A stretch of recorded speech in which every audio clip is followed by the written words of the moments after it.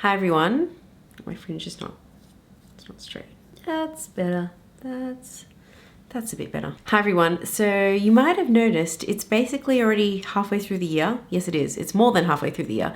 And I thought I would do a top 5, bottom 5 purchases or products that I've discovered in 2018. I've run through a lot of products in my makeup rehab series, but I haven't necessarily given my full thoughts on them because I've just purchased them or might not have used them yet. So I thought that'd be a fun thing to do. So starting with my top 5 purchases, coming at number 5, I'm gonna have to put this at the bottom of the top 5 list, mainly because it's limited edition. However, in my opinion, this is pretty much a 5-star product for me. And it is the Suqqu Flawless Lip Gloss in 105. Ever since I've gotten this, I've used it so many times, and honestly, for me, this is the perfect dupe for the Fenty Universal Lip Balm. It's got the same kind of tones to it, but it's a little bit more reflective, and main thing is it's not scented. I will give you a swatch. It is beautiful. So there's not a whole lot of pigment in there. I don't know how you describe this shade. A warm beige with a lot of reflect in it. The wand is nice and long and also flexible, so you can kind of shape it. And this is the Fenty lip balm next to it. So there are a lot of similarities in my opinion, and on the lips, it kind of looks like the same thing. But just for me, I do find that the lip balm does have a pretty strong scent to it, but I still really enjoy it. It goes on kind of thinner, and again, it's not a sticky gloss, so I really love this formula. It's an excellent formula, but why, Suqqu, do you have to make these kind of products limited edition? That's what I find so frustrating about Suqqu. I feel like their limited edition products are better than their permanent, and with their limited edition releases, they seriously have stock issues. So pretty much as soon as they're released on Selfridges, which is pretty much the only place where international customers can get it from, it's sold out very soon, and sold on eBay and sold, you know, in stores, and you have to do a pre-order. You have to be on a list. I want to give you my money, just please take it. But this is limited edition, and I think that's a stupid move on their part. It should be permanent, this kind of shade. It's a beautiful shade that I think would suit so many people. Coming at number 4 are these Sydney Grace Co eyeshadows. I did a review on these, and I'll leave it in the cards if you want to look at that. I bought the No Joke palette, which is basically dupe for the Icy Beach palette, which was Tarte's April Fool's joke. People actually want those colors, and I think it's really great that Sydney Grace Co did release a collection duping that palette or taking inspiration from it. Basically, I love these shadows. I love the formula, especially the mattes. And I just think the shade range is absolutely fantastic. You don't really see these kind of shades from a lot of brands. If you don't know, in Australia, there is a tax that was introduced from the 1st of July where if you purchase something online, whether or not it's $1, whether or not it's over 1,000, you need to pay a 10% import duty, which is collected by the vendor, and then I think they have to remit it to the Australian government. If you sell under a certain amount to Australian customers, you don't have to apply that duty. If you purchase from Sydney Grace Co, for the moment, they're not charging an import duty. So good to know, but I probably wouldn't have rushed out and bought it had I known that. So there's that. Coming at number 3 is this baby over here that I bought at the start of the year. This is the Decadence palette, and it's a gorgeous kind of jewel toned metallic palette. And I really love this because every time I use it, I love the looks that come out of it. I don't usually like scented products, but the whiff of this, it's like vanilla bean, and it gets me because it kind of reminds me of all the kind of foods that I like. I am wearing it today. I'm wearing this metallic taupe shade on the lower lash line. I think this is such a gorgeous shade. It's beautiful. And then I've also got the navy blue,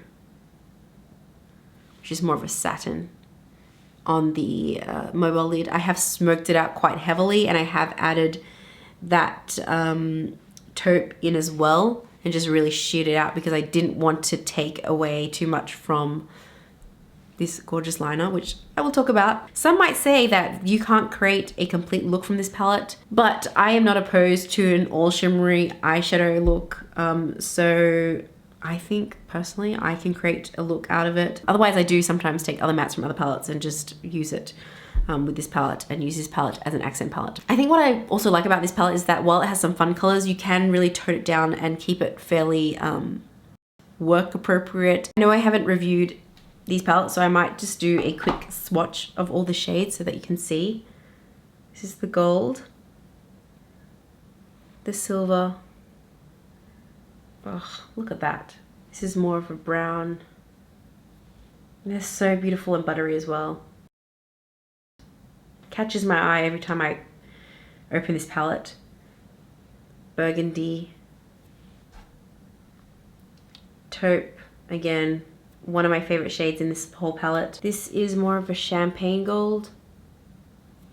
I feel like this is kind of a duochrome because it is kind of like a red with an orange shift to it. And then a cool tone brown. Just beautiful. I could not do this video without mentioning these products because they're absolutely stunning. I've been using them so often since I've gotten them. These liners, I love them. These are the JD Go Galaxy liners. I saw Beauty News did a review of them and they point out kind of the best ways to use these liners. And I think it's really helpful because I do think that there is a bit of a learning curve with how to use these, but the shades are absolutely gorgeous. It just makes a look and elevates it. Just makes it a little bit more interesting. And honestly, these are really unique products. I've got nothing like this in my collection. I did wear Geometrics at the start of the day, and then I decided to layer Translate because I kind of redid my look. I'm not sure if they're in stock at the moment.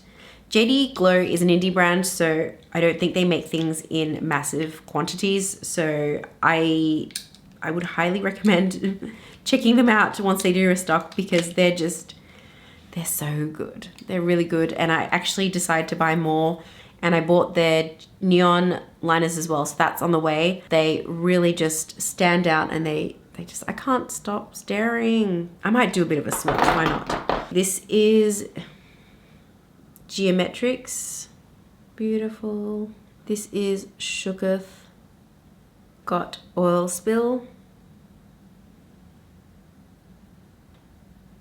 I'm not sure if you're gonna be able to catch the shifts in this light because it's weird about these liners. You know, you look at yourself in the mirror and it looks like one color in that certain light and then you go somewhere else and it looks different in another. It blows my mind. This one is Translate. The applicator on this is also extremely thin, so you can get that really nice, precise line with your wing liner. But I do like doing the black liner first because it gives you a outline of where to place these. This is Spectra.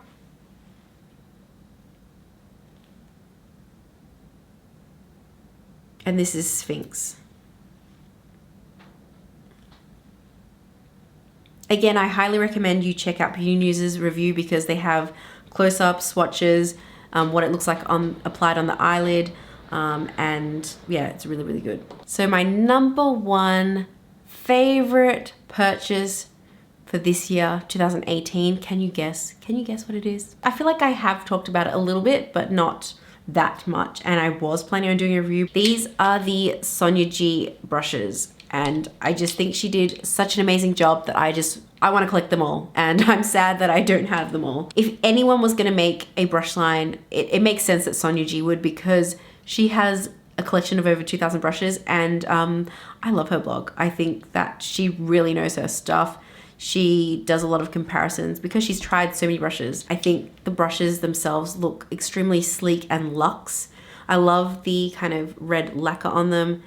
I just think it looks, again, makes it look like a really luxe brush, which I think it should be because they are pretty pricey. I think it all depends on how you use your brushes as well, but for my needs, I think these brushes really suit me because they're on the small side, which I like because I do prefer working with smaller brushes. The shapes are great, the softness is great, and they're great brushes to use. And I do thoroughly enjoy them. I also got these two face brushes. I am not usually a fan of fan brushes. I don't really use fan brushes, but I like these two. You might be looking at them and thinking, what's the difference? They look the same, but upon close inspection, one is angled and one is just normal fan brush. I use this one for blush and highlight, and this one for contouring and chiseling it out, making my face look slimmer than it is. I think that if you decide to treat yourself and you're into Japanese brushes, you won't be disappointed with these. I think they're really good. I've been using them again and again and again. I want more, I want backups. So let's talk about my bottom 5 purchases for 2018. I hate to be a negative Nancy, but you know, some products just did not meet my expectations. Number 5 is this Chanel palette. This is Le Neuf Ombre palette. I think this is considered a colorful palette for Chanel, and it really caught my eye because of these 2 pops of color. Let me just preface this by saying I know I fell for the pop effect because it's basically a neutral palette. If you cover this up, it's nothing different than from what Chanel always releases. But I was just thinking about this palette for so long, and I had heard so many good reviews from Puffin's Wife, from Temptalia, that this was an amazing palette, that I just kept thinking about it for months. And it was selling for not as dear on Selfridges compared to on the Australian website. So I thought, maybe I'll purchase it. And I have to say, I've used it once, and I was not blown away by it. So I personally do not think this was worth how much did I pay for it? $103 that I paid. It was a real moment of weakness, and every time I look at this palette, I'm reminded about that moment of weakness. I don't think Chanel makes my favorite formula, and that's probably why this is the only palette from Chanel I have. And honestly, for the price, what are these doing in there? What are this? Next purchases, I'm gonna lump them together because they're the same product, different shades from the same brand. These are the Melt lipsticks. I did a dumb thing. I bought the Baby Girl stack and I added lipsticks into my cart so that I get free shipping. And I regret getting these because I don't like Melt lipsticks. I am wearing Tomboy, which is the one that looks kind of like cement on my lips. And I thought it looked so strange that I decided to add a Makeup Monsters liquid lipstick, which is a darker gray on top of that. And I feel like it suits me more, but this is a weird color. Let me do a quick swatch. This is Tomboy, the one that looks like cement. It looks cool on the model, but on me it is very strange. This is On The Go, which is a nude. I've got shades like this, so why did I do that? I just didn't need to. And I honestly never reach for my Melt lipsticks. This is Mural, which by the way, they came like that, which is kind of frustrating because it makes it really hard now to get a clean line. This is Stepford. Again, janky. This came also disfigured. This is Old Fashioned. Another thing I don't like about these lipsticks is, hear that? There's something loose in here. This is not the only one that does that. This one does that too. This one, you can feel like loose components. It's clicked down. It shouldn't do that, but it does do that. I mean, honestly, for the price, yeah, this one does that too. It shouldn't do that. I don't trust this packaging. I wouldn't take this anywhere. I have my favorite formula of lipsticks. I should just stick to that. That's the lesson that I've taken from this experience. Number 3 is again a weird one because I never wear this kind of product, and this is a colored mascara from Dior, a pink one at that. Like, it's not even a kind of wearable color like blue or burgundy, it's bright pink, and because it's bright pink, I never wear it. This was a kind of a stupid purchase. Let's wear it now. Where should I put it? My brows? Why not? Because it's like, when are you ever gonna wear pink mascara? So let's just run it through my eyebrows. Does that look good? This was one of the silliest purchases I've made in a while. I think I actually did try and put this on my lashes as well, and it looked quite strange, so I decided to never use it again. So it actually doesn't look that bad in the brows. Is it just me, or does it not look too bad? Let me know what you think. So next product is one that I was so excited about but just did not work for me. This is from an indie brand, and I do feel bad talking badly about indie brands, but I want to be completely open about it because I did talk about this early in the year and I said I was excited for it, but these just were not worth it for me. These are the Impulse Cosmetics Duochrome Makers. I bought every color in the sample size, and they are supposed to be kind of transformative duochrome liquid things, but they just fade into nothing, and you can't see much impact on the face, honestly. Where is it? It's really disappointing because I was really looking forward to these.